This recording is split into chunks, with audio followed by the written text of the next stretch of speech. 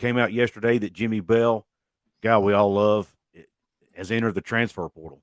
Decided to move on. To me, this has not come as a huge surprise. When I saw that he was trying out for the football team, I kind of thought, this doesn't look good for his basketball future at West Virginia. And when they brought in, Edwards from Syracuse, he's going to start. So Keenan, what were your initial thoughts when you found out about Jimmy Bell going into the transfer portal?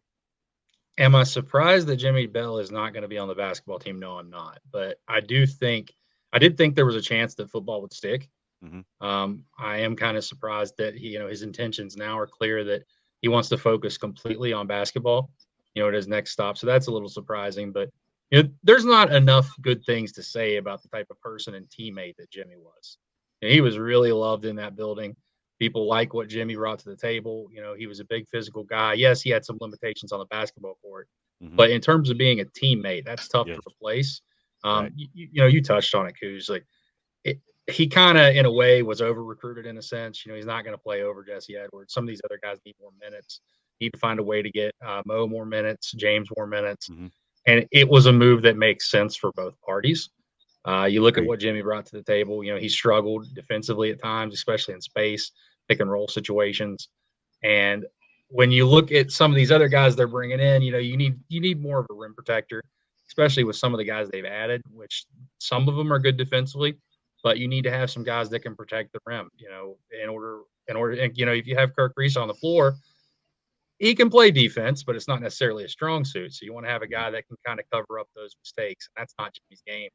Right. So it makes sense for West Virginia. And if you're looking at the numbers, you could probably pick out one or two more guys if it goes that way, because it's just the nature of the beast with this thing. Guys want to play.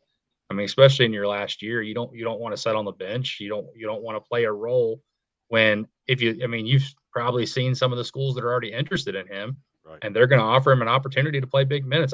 He graduated from West Virginia, and the way I've always looked at transfers, I don't know how you guys feel, and this is going back to before the transfer portal was even in place. If you graduate from a school, I don't care if it's 1 year or 4 years, you've done your time. If you want to go somewhere else, go ahead. Right. Yeah, I did see that list, and it's extensive. Ironically, I saw his old team, St. Louis, on that list, which I thought was pretty cool. You might have a chance to do what Emmett Matthews did and go back to the place he started, which is kind of a cool story. But go ahead, Paul. Well, I just think, people say Bob Huggins struggles to develop players. Well, Jimmy Bell is, in my opinion, it's somebody who was basically thrown to the wayside. People said he couldn't score. He had some really nice scoring nights in the Mountaineer uniform. People said he couldn't lose the weight. He did that. And I think it was proof that this coaching staff is more than just tough. They actually coached too. And I feel like Jimmy was a prime example of that, who's an overachiever. Started for a team that made the tournament. It's a pretty big deal. Sad that he didn't follow his football career path. I understand why he made the choice that he did. But as heavily recruited as he was, be interested to see what would have happened had he gone from Saginaw, Michigan to somewhere else that he was recruited, even if it was a mid-major spot, or not mid-major in college football, but in the MAC, somewhere like that, Akron. I don't even know who was after him. But from what I saw in the spring game, he had some ability to run block. Unfortunately, pass protection was really, really far behind for him. But wish him all the best in his next endeavor. Maybe it is St. Louis, but wherever he goes, I'm certainly going to watch and smile when I see him play, because it meant a lot to me what he did for this team this season. Yeah, I need to get on his weight loss plan. Yeah. Me too, man. Yeah, that right there, it was a story in itself. I think it's, he's just such a nice guy. From the moment I met him on the recruiting trail and getting to know him over the years, it's hard not to root for Jimmy. And you said, though, in a way, though, this is kind of a good thing for both parties. I think Jimmy can go somewhere and find a bigger role than what he was going to have here. And he leaves on good terms. He already had a senior day, and he walked with those other guys on that day. So, his time at West Virginia closes, but it opens up a new opportunity for him. And it's going to be hard-pressed. It might not have been the best fit for West Virginia, but you're not going to find a lot of people that ever met Jimmy that are not really rooting for the kid at his next stop. Yeah. The great nickname, too. Tonka. Keenan, I'm gonna ask you this. I saw on another site that said he was in the portal for both sports. I have not heard that actually. I have not checked on that because when he left, it kind of he's gone. But it wouldn't surprise me. My understanding though is he's going to play basketball. So Yeah, that that's a decision he made, and I think that's probably the best because while I do believe this, Paul mentioned his pass protection. A lot of that stuff was technique.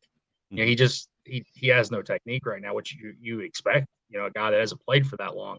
Right. It's not as easy as just being big to line up play college football. So Right. had he actually developed that and spent time at that, yeah, he might have had a chance, but it's so hard to make that transition, especially at the Big 12 level. Right. Forget like at FCS or Division II, just to go from not playing basketball not playing football from your junior year in high school to trying to play against Big 12 defensive linemen. That's a light year jump. That's like me challenging Usain Bolt for a race. It's not going to go well for me. Right. I hear you. That's a good comparison. And I think if somebody's willing to invest 2 years into him because he's got obviously an extra year in football over basketball, if somebody's willing to invest 2 years into him, maybe at the end of that next season, he polished up enough to help somebody. Certainly has the athletic ability to do that. And I would love to see it happen. Like you said, it was all techniques, but based in technique. You never know. Maybe somebody does that. Maybe he becomes an Alejandro Villanueva. It's happened before. The good news about it is you can't teach length and size. You can teach technique. No. It just takes a while. Right. Right. Yeah.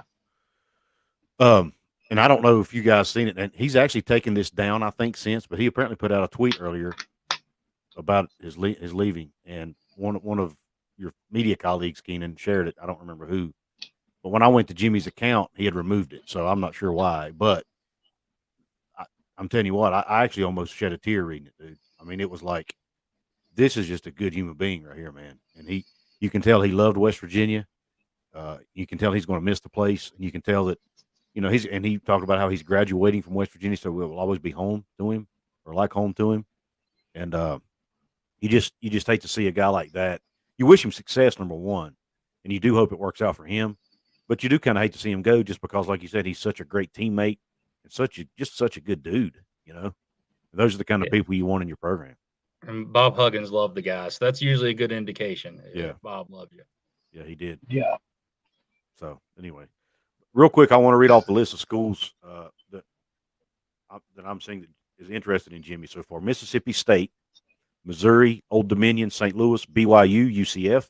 So that'd be interesting. See him in the Big 12. Temple, DePaul, Georgia Southern, Austin Peay, UNC Wilmington, New Mexico State, Seton Hall, Jackson State, and DePaul. So several big time programs on there, really. So it'll be interesting to see where he lands. And hey, I wish him nothing but the best, whatever happens. Keenan, we can't thank you enough for coming on once again. Audience, go check out Keenan's work over at wvsports.com. It's the rival site. It covers all recruiting West Virginia, really anything West Virginia, but recruiting. He's a recruiting guru, is what I'll say. But anyway, go check out his work. You can find him on Twitter at RivalsKeenan. Thank you for coming on again, Keenan, and hopefully we can do this again sometime. Yeah, appreciate you guys. Anytime. Absolutely.